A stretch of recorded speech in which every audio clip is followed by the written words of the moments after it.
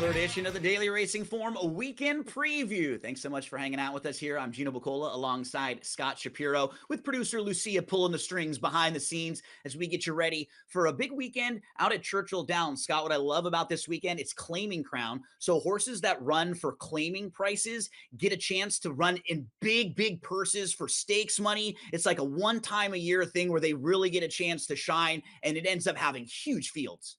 It sure does, and I think there's an angle as a horse player you can use. You probably want to look to horses that have been pointing to here. When you look at them, not horses that have been forced in, but horses maybe that have been freshened up a little for these big purses. Because, like you said, it's like their Breeders' Cup for the everyday meat and potato horses. Daily Racing Form is more than just the horse racing, too. We're about sports betting as well now. You can go to the Daily Racing Form Bet on Sports section. You can find that on the top right corner when you go to the website, and it'll take you to the news. It'll take you to sportsbook reviews, offers, where you can claim up to $5,000. Right now, it's a great time to be a sports fan. I just saw college basketball games the other day, NBA, football, college football. We just finished up with baseball and the Breeders' Cup, and we have a huge weekend of horse racing coming up this weekend. Let's get on out there, Scott, because this first race we're going to talk about, the Claiming Crown Jewel, has a massive field. So we'll get through this one as quick as we can. On paper, I thought there were a couple speed horses in there, and one of them looks like Gilded Kraken from down on the inside. He's coming out of some strong races, Scott, but he seems like he's kind of a one-dimensional speed horse.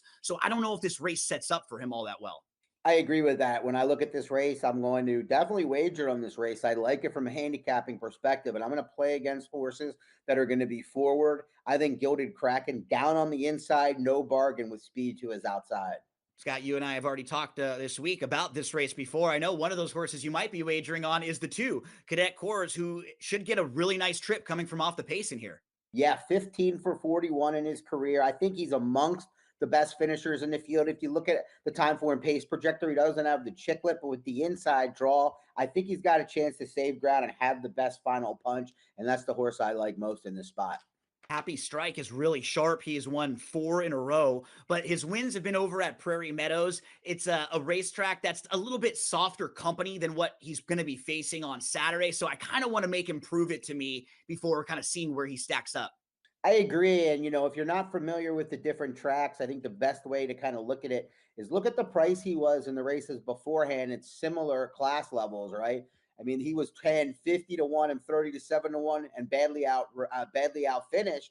Then he gets to Prairie Meadows. He's a short price and able to win. I think this is a pretty tough spot for him.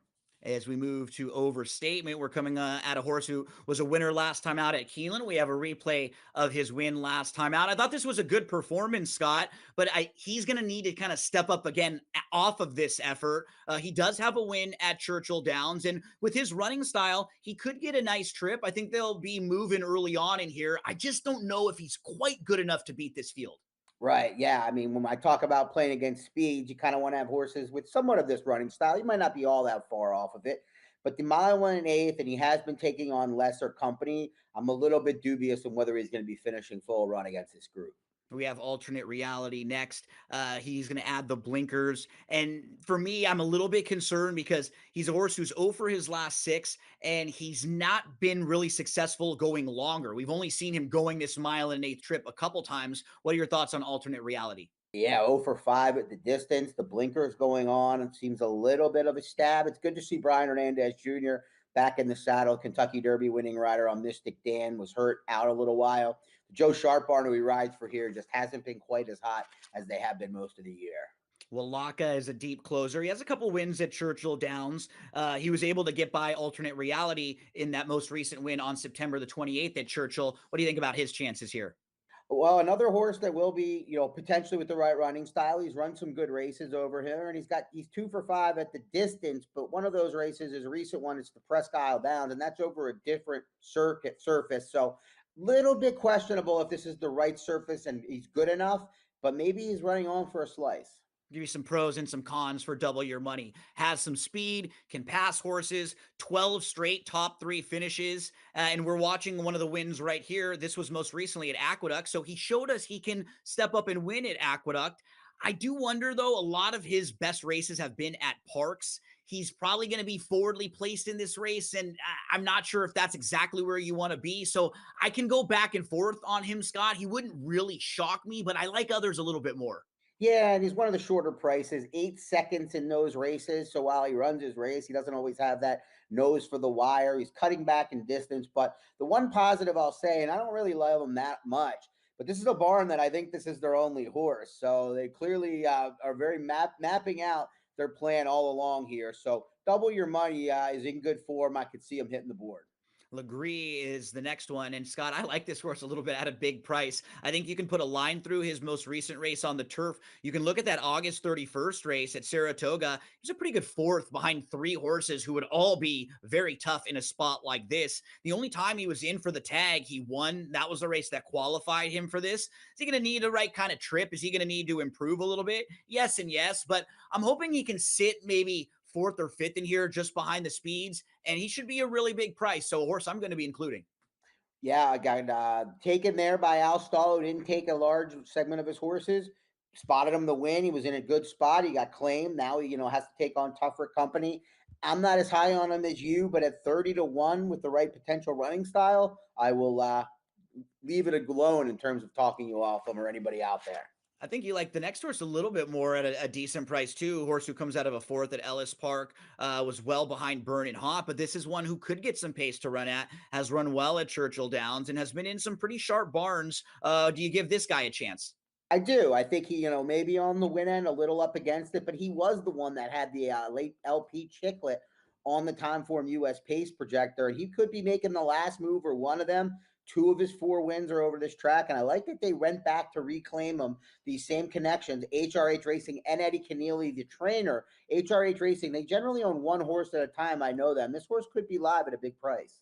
Burning Hot is sharp, has won four of the last six, loves Churchill. He can get the distance, but he is a pretty one-dimensional speed horse. And if there are, three horses that all want to go forward in there, it might make life really difficult on him early. Yeah, he's the kind of horse that I'm going to let beat me in here. Obviously, he comes in great form, but they're smaller fields he's been against. He's had things his way on the front end. I think he's going to have to earn it in here, and I'll tip my cap if he's able to.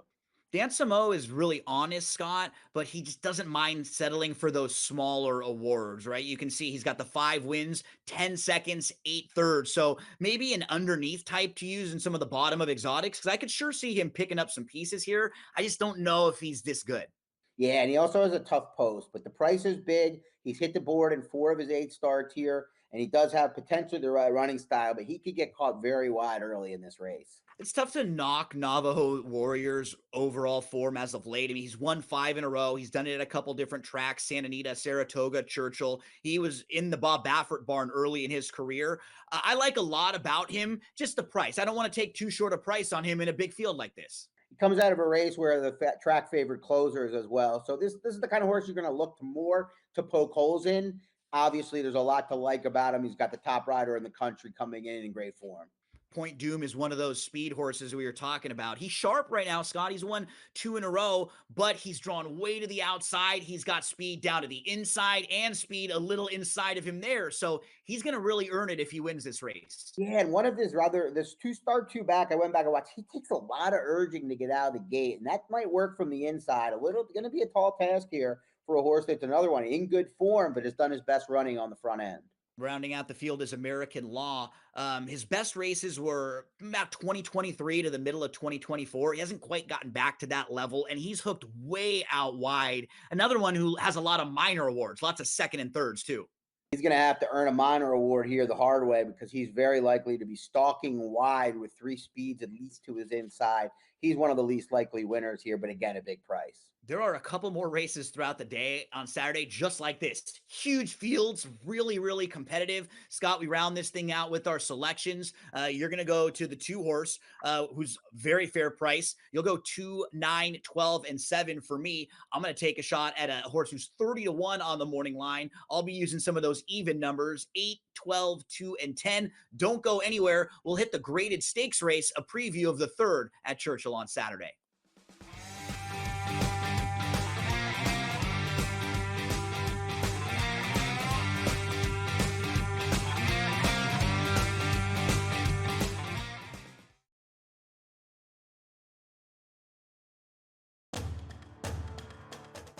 Notre Dame playing very well, in a position to crack the top 12. Now they have to take care of business. Here's what I want from and again, we're going to go over who we think is actually going to make the playoffs here a little bit later in the show. But understand this, Joe. I don't want any ACC in there. I don't want any Big 12 in there. Just give me the Big 10 and the SEC. And Mike, quite frankly, if you just gave me Ohio State, Indiana, and the rest of the SEC, boom, boom. Nah. SportsGrid's College Football Today. It is a sickness in this league. They stink, and they should stink next year. That's it. But the expectation is to be a 9-8 football team. So let's shake it. Why is that the expectation? They're garbage. And traded away two of the few good guys they have. But they're going to get how many draft picks in the first round? 3 next year? Two. Pro Football Today, only on SportsGrid. Brissett has been that good. So this is a quarterback that I think is worth acquiring, but especially in Superflex leagues. If somebody's already got QBs passed by and Brissett's just collecting dust on somebody's bench, go out there, get him, because I think the next 4 weeks, some of the matchups too, he gets Jacksonville, he gets San Francisco, he gets Tampa. Those are going to be some higher scoring games potentially. Good news for fantasy managers who are trying to get Jacoby Brissett. Fantasy Sports Today, only on SportsGrid. Today's prop was 15, right? And he's at 44. If you altered him to 20 or 25 plus, those are some big numbers. Like 15 and a half, like Jack Besh this morning was 11 and a half, and his number got bet up to 15 and a half. Tyler Lockett was 16 and a half and bet down to 15 and a half. If you just took a shot, like 15 to 25 is nothing. And next week, his number's not going to be 15. In-game live, only on SportsGrid.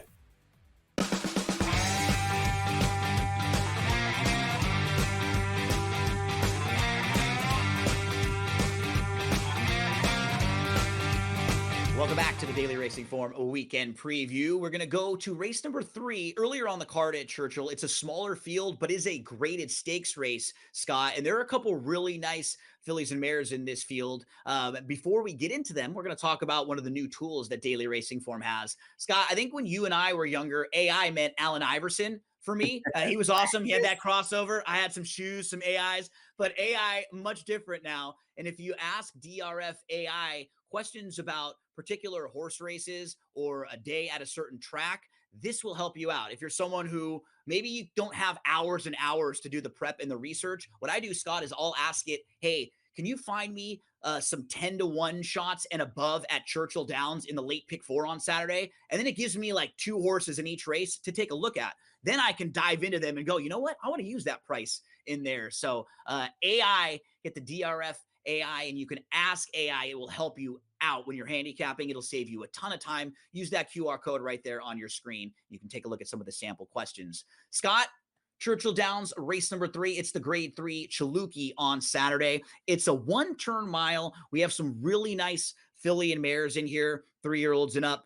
And I thought, on paper, we've got the 2, and the 6 and the 7, the 2 outside horses that'll probably take a lot of money and be the really big players. We start out with Impel, a horse who early on in her career had really high hopes for her. She wins a couple races early. She goes into the grade 1 Ashland at Keeneland. She's only 2-1 in that race, and she just doesn't really progress from that point on. Honestly, she has some okay races since then. I think the 1-turn mile is probably a good spot for her because she's not a horse that wants to really pass horses all that much. And so she wants to really be close and kind of keep that same momentum going. What do you think about Impel's chances in here?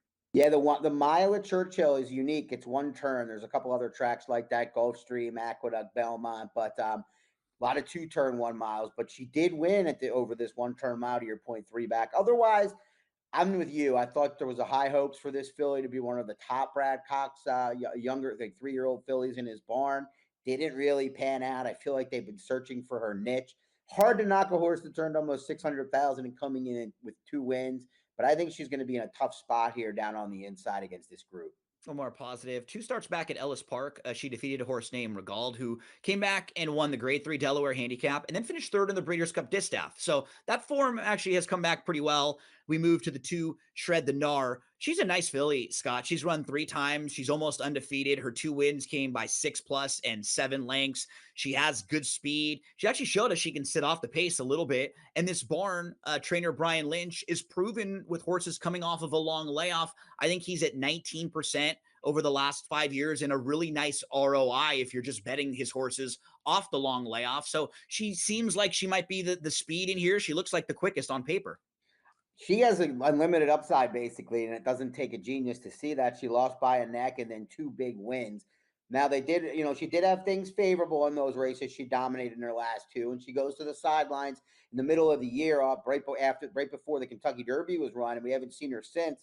But man, she's got upside. She should be on the lead by herself with not a lot of speed. So she's tough to really knock. It is interesting. The 1-turn mile, she might be more of a 2-turn type speed horse. We'll see. Yeah. She's going to be a shorter price, though, than I'm really excited about. Literate is a grade 3 winner who actually won on the Woodbine Synthetic back in July.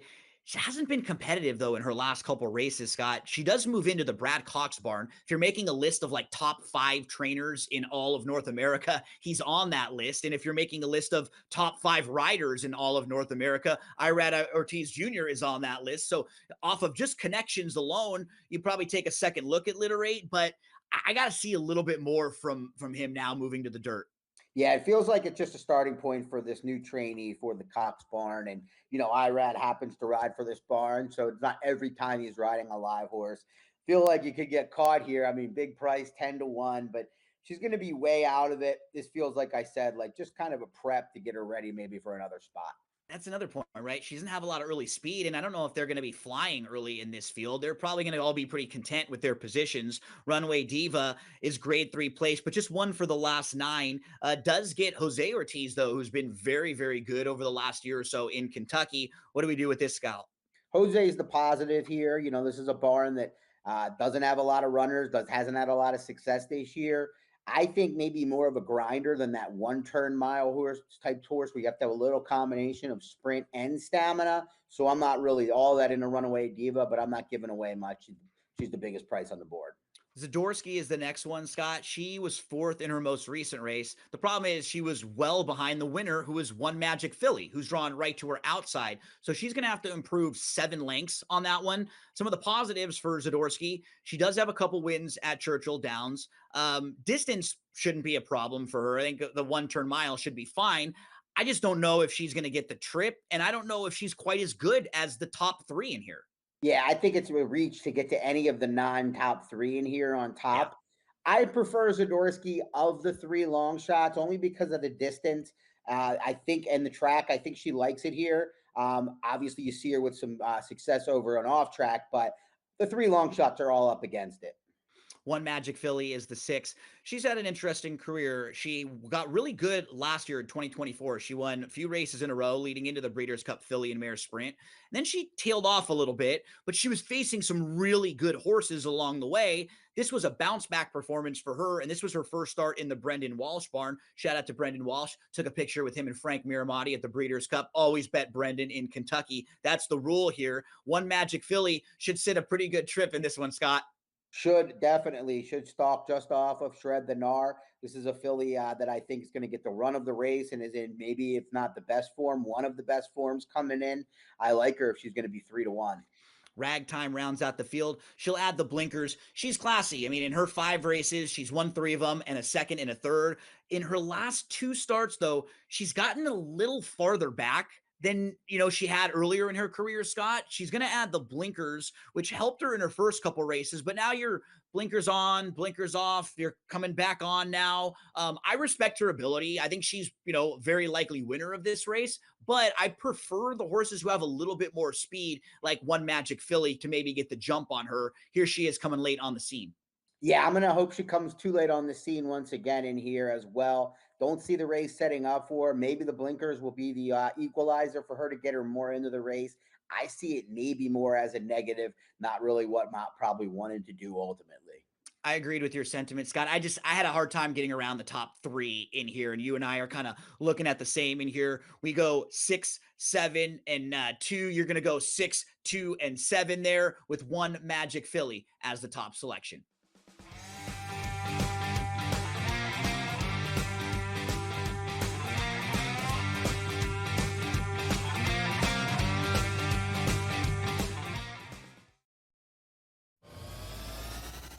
we now have to figure out if they will be in the playoffs. They're the Super Bowl favorite and have shorter odds to miss the postseason as you and I sit here right now. Right, but let me ask you this. Do you feel after this 5-4 record, 9 weeks, 10 weeks of the regular season, that their defense is as dominant as it was last year? But the offense is better. Pro Football Today, only on SportsGrid. Fly Pelican, more like grounded Pelican. The Pelicans are 0-6 to start the season. Their main guys aren't their main guys.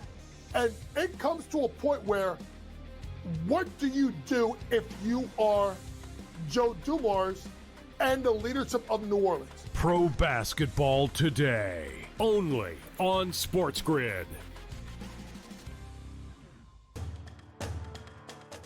You want to throw $12, $13 million at Kiffin? That's always a possibility. Summerall, they lost the other night to, in that matchup to UTSA. Or do you go back to potentially the mad scientist and Nick Saban, give him, complete control of the athletic department and see if he can turn it around? We'll see. But whatever they go, they're going to need a coach to hit the ground running. SportsGrid's College Football Today. His daughter, she's on the OF. Okay. She's on the OF. Is that right? Yeah, she's on the OF. So he's got now. an OnlyFans daughter and a little son who says he can beat Curry and LeBron. And he's coaching a team that was down 72 to Keep nothing. that dude away from polite society. Okay, by the way, I'm with you. I didn't know any of that is Numerous Pops gotta go. The Craig Carton Show, only on SportsGrid.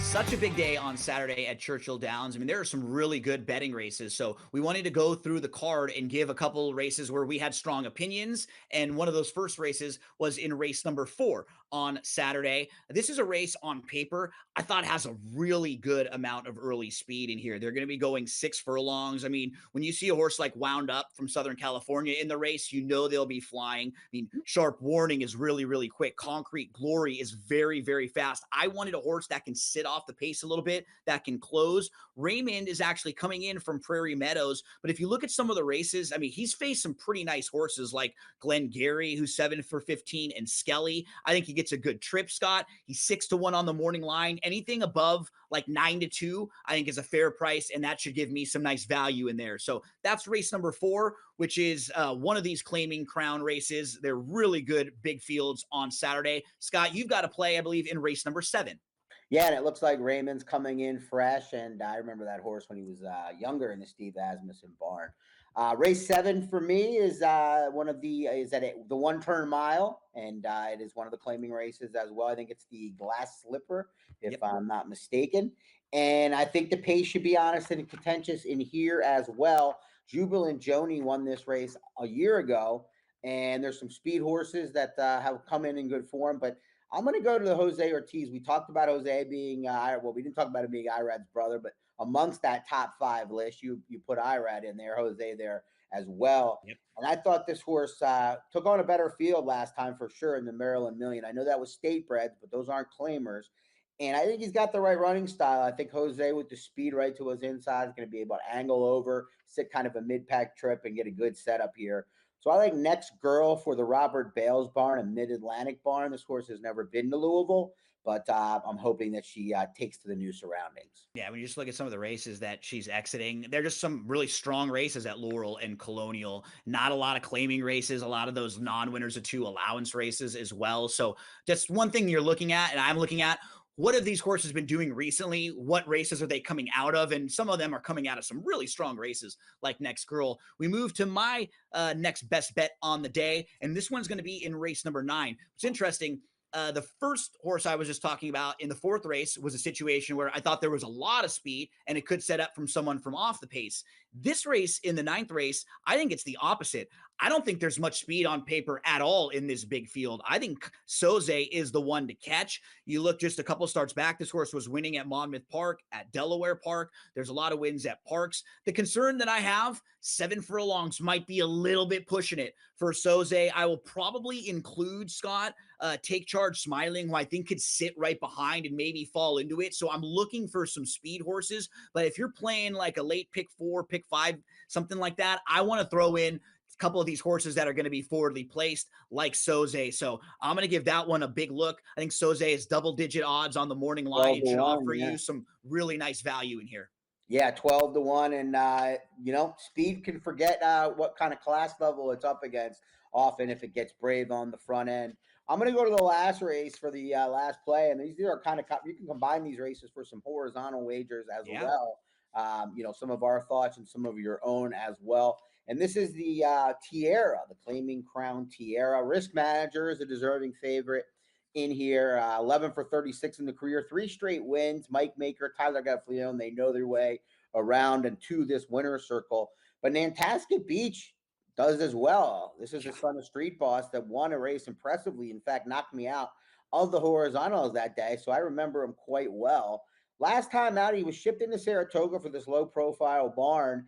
And obviously that's a positive. He didn't run very well, but he also did not have things his way. He was wide and off the pace the day where the inside was good, and there was a speed horse on the front end. So to me, Nantasket Beach with Julian Leparoux being refreshing for this spot seems well spotted. It seems like they regrouped and they're getting, again, lesser competition than they faced last out. So I'll swing away. We're all kind of looking at these 8 to 1, 5 to 1, 6 to 1, not total bombs like you with Legree, but some price horses. And I have this horse in all of my closing exotics. I think I picked Nantasket Beach 3rd in here. I'll be using everywhere. Just put a line through that last race. And so many of this guy's races are just really good. The form makes sense. A couple races where he's had a little bit of trouble, but he always shows up in here. That 2 starts back race in May was so good. And he might have just regressed a little bit off of that race and they give him some time back. I think he's a great fit in here, Scott, Nantasket Beach. And as you pointed out, we can connect some of the races that we talked about for a late pick 4 or late pick 5 sequence. So if you're someone out there who likes to play parlays, that's what those pick 4s and pick 5s are, trying to connect 4 or 5 consecutive races in the mix. Wish you the best of luck this weekend out at Churchill Downs. That's going to be the focus for me and for Scott, but hopefully you'll be focused right back here next week for another edition of the Daily Racing Form Weekend Preview. See you again on Friday.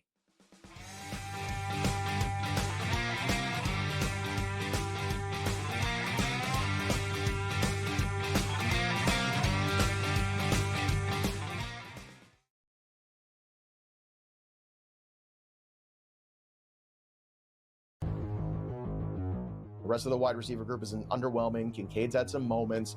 They need a playmaker in the worst way this offseason. I know they keep trying to get it done or pick these guys off. Maybe Keon Coleman will be that guy. Maybe Josh Palmer will be that guy. It's not working. They haven't replaced Stephon Diggs, and it shows. And I think Josh Allen could use some help. So Buffalo Bills in the offseason, free agency, NFL draft, get yourself a big playmaker. Fantasy Sports Today, only on SportsGrid. Notre Dame playing very well, in a position to crack the top 12. Now they have to take care of business. Here's what I want from and again, we're going to go over who we think is actually going to make the playoffs here a little bit later in the show. But understand this, Joe. I don't want any ACC in there. I don't want any Big 12 in there. Just give me the Big 10 and the SEC. And Mike, quite frankly, if you just gave me Ohio State, Indiana, and the rest of the SEC, boom, boom. Nah. SportsGrid's College Football Today. Let me ask you this. If they brought in Belichick, you don't think that... Yeah. Oh, of North Carolina? Yeah, they're playing much better now. I wouldn't let him coach my kids. I don't even have it. I tell you what, they would be more disciplined than what they are now. No, they wouldn't. They'd be lifeless. Yes, they would. They'd be lifeless. Yes, Brian Dable is a gutless head coach. Bill Belichick came off a bye against gutless Clemson. Head coach. Replaced him. They gave him 150 yards. Pro Football Today, only on SportsGrid. Another sport like the NBA, which is dealing with its own scandals, so to speak, and its own headlines with the FBI and what else comes, because this is the same FBI team that also brought the NBA scandals to light. So I'd have to imagine they're working on some other stuff as well right now, and the timing is definitely not a coincidence. But definitely some very significant news in the gambling world that now you're not going to be able to bet more than $200 on a specific pitch market. Newswire. Only